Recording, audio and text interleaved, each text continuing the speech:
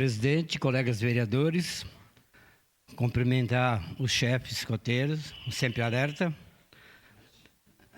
Tenho muito carinho pelo grupo de escoteiros Moacara, pois participei muitos anos.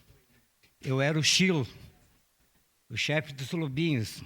Trabalhávamos ali no Parque dos Macaquinhos. Depois, com o tempo, fizemos uma sede cavamos embaixo do Carneiro Pereira. E com o tempo, um vento trouxe abaixo a nossa sede e o ginásio todo.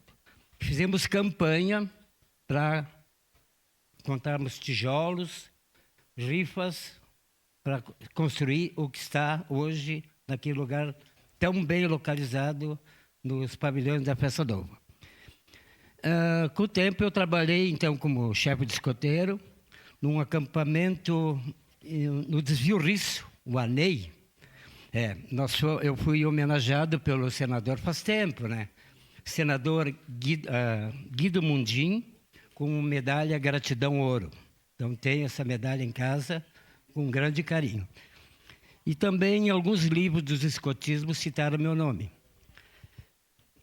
Fiz o curso de executivo também em Caracas sobre escotismo.